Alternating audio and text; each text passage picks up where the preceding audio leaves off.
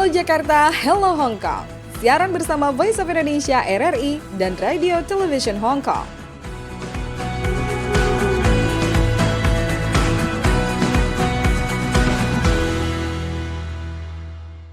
Halo Jakarta. Halo Hong Kong, senang sekali saya Sekarsari di Voice of Indonesia di Jakarta kembali menyapa Sam dan pendengar Voice of Indonesia dan juga RTHK. Dan saya Sam di RTHK Radio Television Hong Kong di Hong Kong. Yeay, gimana Sam? Sehat-sehat? Aduh, ini lagi mendung nih justru, jadi saya ikut mendung. Wah, gloomy ya. Tapi suasana hatinya nggak ikut mendung dong? Enggak ya. Cuma hidungnya aja ini. Wah, harus orang bener. harus banyak ini kali ya. Olahraga dan asupan vitamin barangkali ya Sam ya. Mungkin ya teman-teman semua juga saya rasa harus banyak bergerak, olahraga. Dan saya juga mulai, mungkin karena udah lama nggak bergerak ya, nggak olahraga, terus tiba-tiba kan beberapa hari ini kan saya sering bangun Sibuk. pagi nih, jadinya ikut jalan kira-kira 3 meter lagi, 3 kilometer. Kalau 3 meter mah dikit banget ya. 3 kilometer. Awalnya 3 kilometer, terus udah gitu naik 3,5 jadi 4 ya nggak, sekarang maintain di 4 dulu ya nggak, jangan Wih, tiba-tiba naik ini tuh. keren. 4 kilo tuh kalau untuk orang kilometer. Indonesia hitungannya tuh jauh ya. Kalau orang Hong Kong mah dikit ya, kecil ya. RRI keliling-keliling Monas ya kayaknya. Iya, keliling Monas itu harus 3 kali keliling baru dapat 4 kilometer. Wah, keren. Itu tadi di Hong Kong ternyata cuacanya lagi gloomy, lagi mendung. Kalau di Jakarta tuh ibaratnya tuh nggak menentu. Bisa tiba-tiba panas, panasnya tuh panas banget. Terus tiba-tiba turun hujan, hujannya juga deras banget gitu ya. Sama sih kalau di sana gloomy, di sini mungkin lagi kurang jelas cuacanya ya. Tapi memang kalau bulan April kan pancaroba ya, seperti itu ya Sam ya. Memang gitu ya. Tapi di Hong Kong cuaca mungkin boleh gloomy, tapi ini kan Golden Weekend nih, ya nggak? Iya. Di Hong Kong ya nggak, jadi tuh aduh, Hong Kong bakal rame Karena dikunjungi orang-orang Tionghoa dari oh, RRC ya nggak, dari Tiongkok jadi ya nggak, Golden jadi Weekend tuh maksudnya gimana? di Tiongkok tuh libur. Oh, mulai Di besok China tuh libur ya? libur. Sama dong, kan di Indonesia juga besok libur. Mei tanggal 1 sebetulnya. Heeh. Tanggal 1 terus kira-kira 10 hari. Lama banget. Jadi Sam juga Jadi libur dong?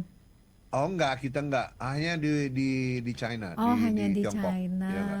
Ya, kirain di sana juga Jadi ikut libur. di sini bilang Hong Kong bersiap menyambut 800.000 pengunjung Tiongkok daratan Wah. menjelang libur Minggu Emas atau the Golden Week ya. Heeh. Yang Hari Buruh, Kepala Eksekutif John Lee mengatakan pemerintah telah membuat persiapan komprehensif untuk untuk menyambut para pengunjung dari Tiongkok. Wah. Jadi Ya, jadi jalanannya banyak bisa rame ya, macet nggak sih tuh? banyak jadi ada ya. belanja, ada shopping. Shopping is good for them ya. Di Yau Chi Mong District will have various retail and restaurant yang offering diskon sama macam-macam giveaway ya nggak.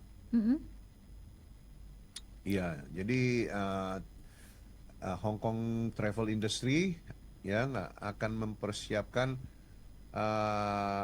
ya nggak, macam-macam hadiah ya nggak, atau Wah. diskon lah istilahnya. Pasti. Jadi turis-turis dari Indonesia tuh bisa mengikuti juga tuh. Wah, makin banyak dong, makin penuh Hongkongnya ya. 800.000 dari Cina daratan, bayangin kemudian dari aja. Indonesia. Tapi saya yakin deh, pasti yang ke sana tuh pada pengen datang ke Kai Tak deh. Ya nggak sih, pengen Iya, lihat betul, stadion betul, yang betul. baru kan ya. Harus selfie-selfie dong ya di Kai Tak ada apa. Iya. Dan saya kalau di Indonesia itu kan kalau hari buruh ya seperti biasa ya diisi dengan berbagai biasanya yang menyampaikan ada yang menyampaikan opini, kemudian juga pendapatnya, menuntut haknya dan lain sebagainya. Dan Demo biasanya ada nggak? demo ya di Monas juga udah bersiap-siap juga dari kemarin tuh udah ada apel ya. Demo dan biasanya kan karena RRI juga paling deket sama RIK 1 ya sama Istana Presiden, itu juga jalanan ditutup. Jadi besok kita libur. Iya. Itu tadi berita mengenai minggu ini ada Labor Day, tapi kita mau ngomongin yang membanggakan nih kali ini, Sam. Jadi ada anak muda Indonesia, ya hitungannya masih muda lah ya, 30-an, lebih muda dari saya.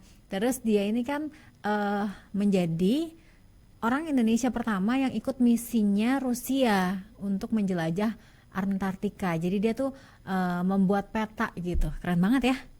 Wih, Antartika jadi dingin dong ya. Dingin banget ya, bisa menginjakan daerah kaki es ya. itu, Antartik. Dan gak semua orang bisa menginjakan kaki ke Antartika kan ya, hanya ada negara-negara tertentu aja kan ya yang boleh mengeksplorasi ya. Iya, wah Indonesia salah satunya ya. Iya, keren ya. Kita langsung aja, kita akan berbincang-bincang bersama dengan Mas Gary Utama. Anda masih mendengarkan Halo Jakarta, Hello Hong Kong. Siaran bersama Voice of Indonesia RRI dan Radio Television Hong Kong.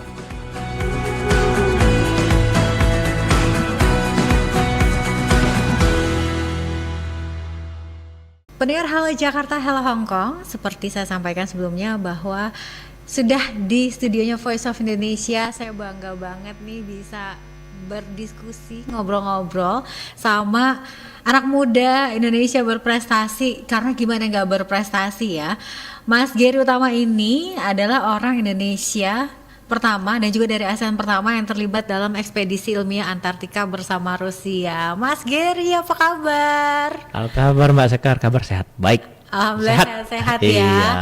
Ini beruntung banget loh Halo Jakarta Hello Hong Kong karena bisa mendapatkan Mas Gary di sini. Karena ini kebenaran lagi di Jakarta ya, lagi di Rusia ya. Kebetulan lagi di Jakarta. Kita persiapan kemarin sidang komisi bersama Indonesia Rusia itu. Jadi kebetulan lagi di Jakarta dan momentumnya pas, bisa beruntung sekali bisa datang ke studio langsung ke Voice of Indonesia gitu. Makasih banget loh Mas Gary.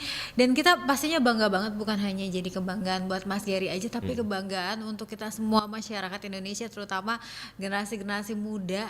Ini udah ada loh contohnya, dan semoga bisa kedepannya juga banyak yang bisa mengikuti Mas Gary untuk melakukan ekspedisi ilmiah Antartika dan bersama Rusia. Tapi gimana nih ceritanya bisa ke Antartika sama Rusia nih Mas? Ya, satu gini Mbak Sekar, karena saya dulu kan kuliah. Ya. Kuliah melanjutkan pendidikan di Rusia di Saint Petersburg State University. Bidang studi saya itu nama prodinya itu Paleogeography Quarter. Ya. Jadi merekonstruksi sejarah bumi pada masa lampau gitu. Dan di Rusia itu selalu saya sampaikan universitas itu selalu terkoneksi dengan institut penelitian. Jadi ada badan penelitian dan beberapa dosen kita itu bekerja di badan penelitian tersebut. Salah satunya Antarctic Research Institute, Institut Penelitian Arktik Antartika, khusus menaungi melakukan riset dalam wilayah Arktik dan Antartika. Wah, saya bergabung di situ, ditawarkan berminat ke Antartika, ya siapa yang mau menolak?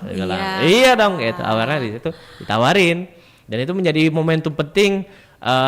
Selama itu persiapannya panjang sebenarnya. Sebelum berangkat itu persiapannya memakan waktu kurang lebih setahun lah, diskusinya setahun. Makan waktu setahun, dari 2023 lah udah mulai diskusi. Bagaimana peluang kemungkinan menerima atau mengirim peneliti Indonesia ya untuk melakukan eksplorasi ke Antartika bersama pemerintah Rusia gitu. Gitu ceritanya. Pernah lihat di YouTube sih, jadi kayak kapalnya tuh keren banget gitu kan. Iya, Kapalnya gede banget, keren banget iya, gitu kan ya. Betul. Terus pastinya juga harus punya fisik yang juga sehat gitu. Itu juga termasuk yang itu salah satu poin pertimbangannya, ketahanan fisik ya. Karena kita kan ketika melakukan eksplorasi Antartika itu kan fisik ya. Karena bertahan dengan temperatur minus 30 dan 40. Awalnya belum lagi mengalami peningkatan, ketika musim dingin tambah dingin lagi.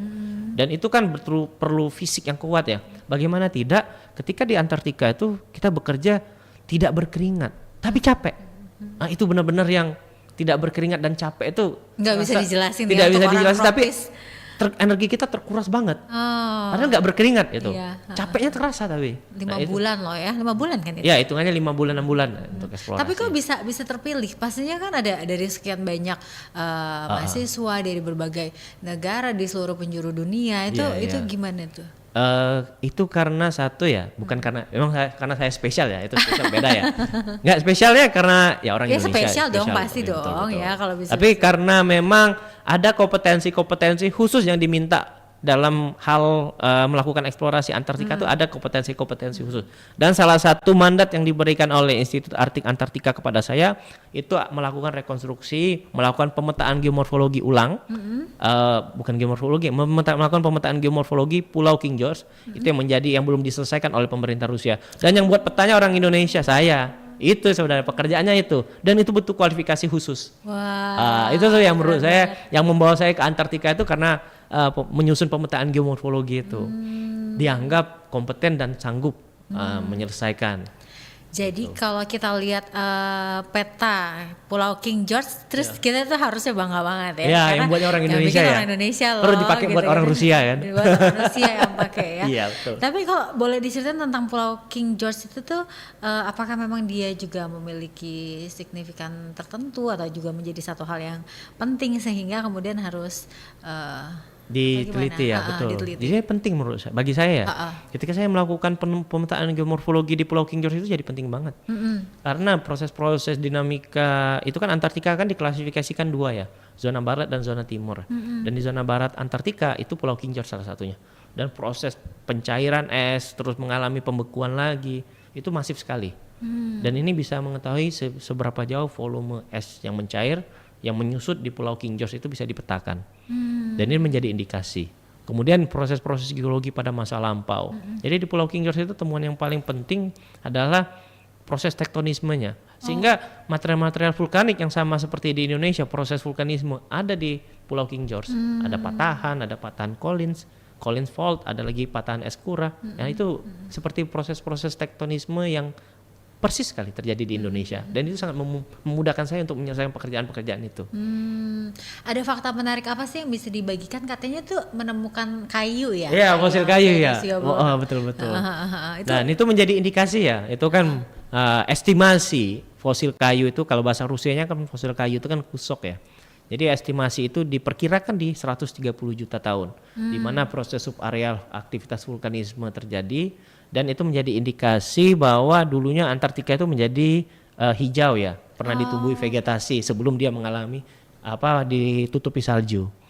Itu yang menjadi penting bahwa ada pergerakan tektonisme yang menyebabkan pergeseran Pulau King George bergerak karena ada lempeng Scotia yang bergeser, mendesak, mendorong menuju ke kutub. Jadi itu mungkin zamannya tuh tahun kalau kita berapa kan juta tahun lalu lah, berapa ratus juta sebelum ada si dinosaurus itu. Iya, zaman kapur ya temuannya. Zaman kapur ternyata di sana ada kayu, temuannya, ada vegetasi. Nah, itu menjadi indikasi bahwa Antartika tidak hanya ditutupi salju, tapi dulunya adalah vegetasi yang ditumbuhi dengan pohon berkambrium, kayu-kayu besar.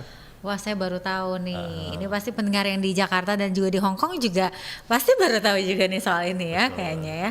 Terus ini juga pastinya menjadi satu ekspedisi yang penting ya, karena tahun lalu memang 74 tahun sih, tapi sekarang ini kan menjadi 75 kan, menandai satu momentum yang sangat penting untuk ilmu pengetahuan dan teknologi dan dalam mempererat hubungan diplomatik antar negara, termasuk juga dalam penelitian tersebut. Betul. Momentumnya tepat sekali pada waktu itu untuk persiapan menuju 74 tahun dan menuju ke 75 sebenarnya momentumnya. Dan ditandai misi ini artinya keterbukaan hubungan dua bangsa ini menjadi terbuka ya, bagaimana Rusia juga tidak menutup kemungkinan memberikan peluang dan kesempatan dengan kualifikasi yang mumpuni yang diminta pemerintah Rusia terbuka mendorong anak Indonesia untuk berpartisipasi dengan riset tingkat tinggi ya, riset teknologi tingkat tinggi. Salah satunya Antartika. Itu menjadi indikasi penting bahwa peluang-peluang itu ada dan tidak ditutupi. Dengan syarat tadi memiliki kompetensi dan kualifikasi yang memang diminta oleh pemerintah Rusia dan sanggup menyelesaikannya. Nah, itu menjadi penciri bahwa momentum ini menjadi signifikansi hubungan yang kuat berdasarkan landasan kekuatan riset dan eksplorasi benua Antartika yang dilakukan oleh Rusia bersama dengan Indonesia seperti itu. Oke, ini semakin kita tahu ya, jadi ternyata hubungan kedua negara yang begitu erat itu nggak cuman dilihat dari misalkan sisi bangunan kota, kan Betul. banyak dari kemiripan-kemiripan Jakarta dan Betul, Moskow betul. dengan berbagai patung-patungnya di Belum, iya berbagai betul. sudut Belum kota. lagi dukungan infrastruktur yang dibangun oleh insinyur-insinyur waktu Uni Soviet dulu. Ya itu. Tidak hanya itu, tapi bagaimana mendeliver sains dan teknologi itu dan bisa digunakan untuk kemajuan Ya. bersama, baik dari sisi Indonesia dan Rusia. Keren banget sih. Ini kedepannya ada rencana lagi nggak? Boleh Iya. di-spill dong? Rencana yang jelas studi kita lanjut lagi insya Allah. Kalau di S3 Rusia kan bukan doktoral ya, namanya aspirantura ya. Di bahasa Rusianya aspirantura. Insya Allah kita misi 70 Russian Antarctic Expedition yang 70 sudah selesai. Yang saya kan 69. Kita 69. menuju ke Russian Antarctic Expedition yang ke-71. Ke 70. Siap, kita di bulan insya Allah bulan November. Oh. Nah, jadi mohon doanya, Jadi dukungannya nanti yang ke 71 ini bulan November ini. Mas Gary ikut lagi? Insya Allah. Jadi masih nunggu karena saya kan risetnya memang spesialisasinya di geomorfologi. Di Paleogeographic Quarter tapi spesialisasi keahliannya di geomorfologi. Wah, Jadi ini gimana setiap- nih mau kembali ke sana lagi nih perasaannya gimana? Exciting lah ya. Exciting Iya, ya, Pak. walaupun tahu bakalan tetap capek walaupun tidak Capek. berkeringat gitu. Tapi bayangin Mbak, tapi itu seru banget menurut saya. Benar-benar seperti rasanya peneliti. Wah, bayangin aja kayak peneliti benar-benar harus dengan helikopter, dengan teknologi yang menurut saya biasanya kalau meneliti di Indonesia ya cukup dengan sepeda motor. Ini benar-benar dengan helikopter yang benar-benar menurut saya, bagi saya ini gila, ini keren banget. Once in a million Iya, gitu ya. itu tuh yang menurut saya jadi exciting itu tuh. Kebayang sih serunya ya. Wah, semoga nular ya. Amin, ke amin. Adik-adiknya atau yang lain-lainnya ya. Terus kemudian ini selain dari penelitian ya, tapi ketika di Antartika itu ada nggak sih mungkin ada satu hal yang ketika pengalaman di sana kemudian mengubah bagaimana cara pandang hidup gitu? Sebenarnya dampaknya ke Antartika itu menurut saya waktu ya, bagaimana manage waktu ya. Iya betul, karena kan kapal itu kan saya kan naik kapal Akademi Trosnikov ya, dan kapal itu bergerak, dan setiap kita ada jadwal makan dan makan itu bergeser, kadang maju 1 jam, kalau udah balik mundur 1 jam, dan itu pengaturan makan itu harus konsisten diatur. Ya, dan itu kan waktu saya ke Antartika itu momentumnya puasa. Aduh itu puasa dan benar-benar bagaimana kita memastikan kita itu konsisten jalan puasa.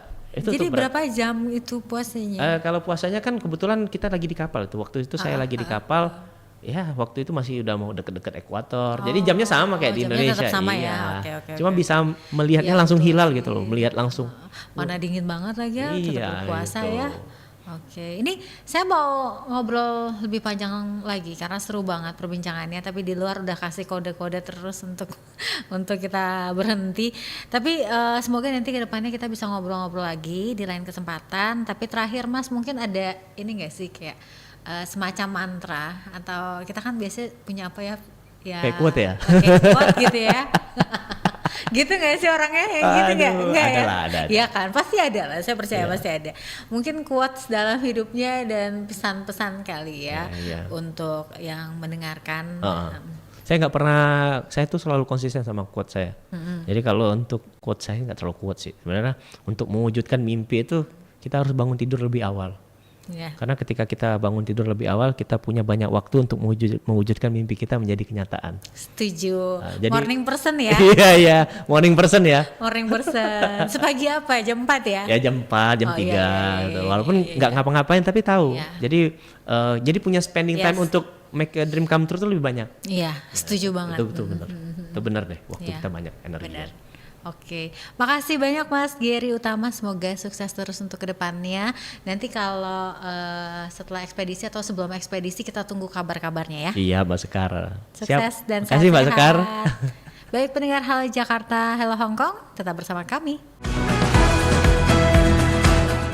Anda masih mendengarkan Halo Jakarta, Hello Hong Kong. Siaran bersama Voice of Indonesia RRI dan Radio Television Hong Kong.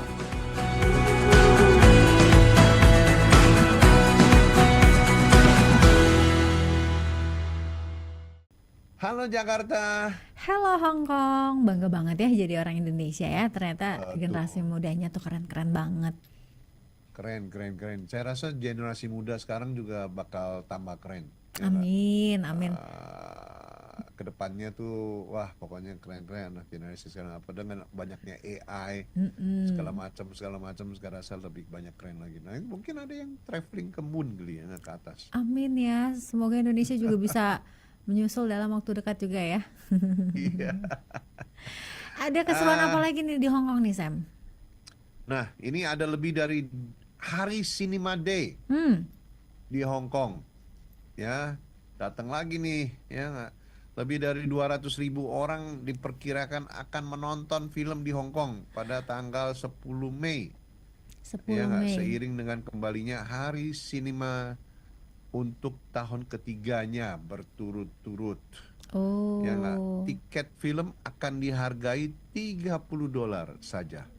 Oh, jadi ini hitungannya diskon gitu ya? Betul. Diskon Biasanya besar-besar. berapa Biasanya emang? 100 lebih. Ih, 100 mahal lebih. banget nonton bioskop di Hong Kong ya. 200.000. 200.000 sekali nonton, dan yang nonton kan nggak sendiri, kalau sekeluarga aja ya. Makanya Ih, mahal banget. belum beli popcornnya, minumnya segala macam. Harus Jadi hanya banyak-banyak tiga- bersyukur ya di Jadi harus Indonesia. $30 aja, 60.000. Jadi 60.000. Padahal 60.000 kalau hitungannya kalau di Indonesia tuh udah bisa nonton yang premier tuh. Kalau di sini mah ada dari Masa mulai sih? harga Di Indonesia juga 25. mahal, 100.000 lebih kan? Enggak sih Sam, tergantung bioskopnya. Plaza Indonesia. Iya, kalau Plaza Indonesia iya segitu. Tapi masih ada loh yang dari harga 35.000 tuh masih ada. Di mana? Manggarai, Di daerah Bekasi sih. Bekasi. Masih ada 35.000, 40.000. Jadi pas dengar Hong Kong 200.000, mahal banget ya ternyata ya. Padahal yang ditonton sama loh filmnya ya, nonton Neca juga, nonton apa sih ya, segala film-film Hollywood ya. Jadi nontonnya Iya. di sini aja lebih murah, puas deh. Dulu zaman saya tuh ada namanya Misbar. Gerimis bubar. Layar tancap maksudnya ya. Iya, layar tancap. Misbar. Wah, Gerimis itu tapi bubar. beneran ikut nonton Sam di Bener, Misbar ada. di daerah Jakarta ya. Iya, Jakarta dulu zaman saya waktu masih kecil. Ketahuan Kalau langsung ngomong- nih angkatannya nih, kayaknya angkatan kalau berapa ngomong- ya kalau masih ada Misbar. Misbar. Pernah nonton di mobil nggak di Ancol? Ayo. Nggak ada, belum pernah dengar kayaknya. Zaman dulu banget kayaknya. Dulu layarnya gede di Ancol itu, layarnya gede. Jadi kita naik masuk nonton di mobil gitu, angkat kaki, pokoknya macam-macam lah. Wah, asik ya. Berarti makanannya bisa bawa rantang dari rumah, nggak usah beli popcorn. Sambil nonton. Oke, balik lagi ke Hong Kong Cinema Day. Jadi ada 70 film ya yang nanti yang akan dihadirkan ya. Akan ditayangkan ya nggak? Iya, macam-macam dah yang pokoknya yang pernah dapat award ya nggak, juga akan ditayangkan dengan harga murah. Saya mau ikut nonton nggak? Udah nonton kayaknya semua. Oh, udah yang nonton udah semuanya? ditayangkan sudah nonton. Nah. Oh, berarti memang penggemar film ya. Jadi semuanya udah ditonton tuh, luar Ya semua biasa. nggak $30, Iya saya sih. bayar $100 lebih. Iya. Harusnya besok-besok nungguin dulu kalau ada festival ini, jadi baru bisa. Saya tuh seneng nonton. Ya Oh, nggak? iya. Jadinya begitu. Oke, ini kita udah lama juga ya kita nggak bacain dari yang udah komen-komen di Facebook, di YouTube. Ini ada dari Anyong Nations Hong Kong 1703. Assalamualaikum, Hong Kong hadir, semoga juga tayang di Hong Kong. Wah, emang udah tayang di Hong Kong nih, ketinggalan nih Sam nih. Coba kasih tahu kalau di RTHK disiarinnya tuh di mana ininya ya? Di Radio Television Hong Kong punya apps ya, atau Bisa lewat apps. www.rthk.com.hk ya nggak, terus udah gitu cari Halo Jakarta, Halo Hong Kong. Iya nih, wah ini ketinggalannya udah lama nih, di Hong Kong juga Baru disiarin, baru. padahal nggak apa-apa ya, lebih baik terlambat daripada Nonton nggak siaran sama ulangnya sekali. di YouTube aja teman-teman semua. Ya. Bener, karena juga dihadirkan di RRI Voice of Indonesia, di Voi Official, dan juga YouTube resminya dari RTHK. Ya. Oke, kita akan ngobrol lagi di lain kesempatan karena waktunya seru banget ngomongin Misbar di edisi kali ini, nostalgianya. Kita akan kembali hadir dengan beragam informasi menarik lainnya dan keseruan lainnya di Halo Jakarta, Halo Hong Kong. Saya Sekar Sari undur diri. Dan saya Sam di RCHK undur diri juga. Terima kasih. Sampai jumpa. Bye-bye. Sampai Bye. jumpa.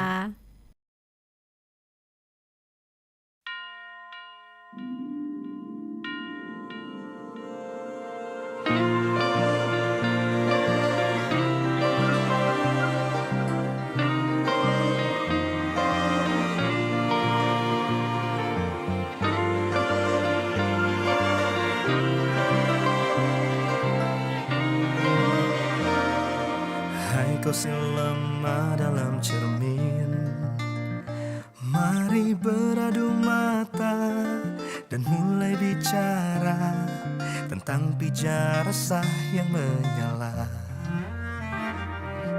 Benarkah ini yang kau ingin? Pura-pura sempurna, kelabui celah demi aman-nyamanmu tersiar.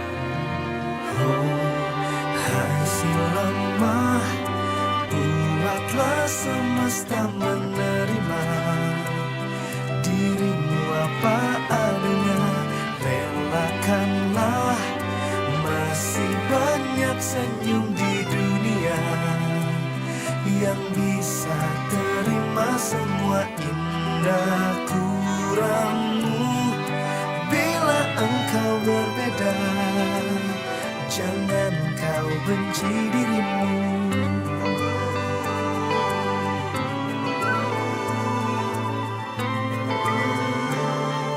Habis daya bangun imaji, hingga bohongmu tak lagi berbohong lagi. Yang kau tipu dirimu sendiri. Hai si lemah, buatlah semesta menerima dirimu apa adanya. Relakanlah, masih banyak senyum di dunia yang bisa terima semua indah kurangmu. Bila engkau berbeda, jangan kau benci dirimu. Pagi yang berat, kasur yang erat, menahan dirimu bersinar berguna di mata dunia. Tarik nafas yang dalam dan dengarkan ini. Apapun yang kau idap atau menghantui, Bukan halanganmu untuk kalahkan hari. kamu berarti, Kamu berarti, kamu berarti.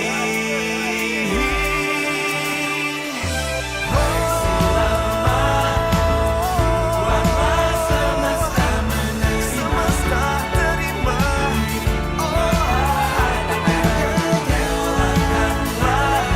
Masih banyak senyum di dunia yang bisa terima semua indah kurangmu.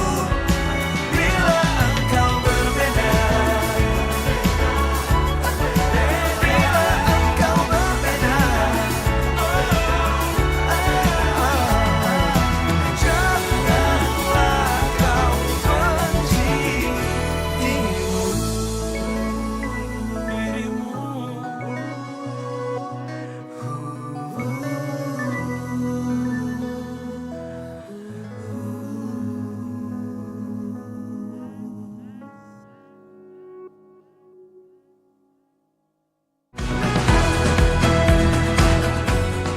Anda telah mendengarkan Halo Jakarta, Hello Hong Kong. Siaran bersama Voice of Indonesia RRI dan Radio Television Hong Kong.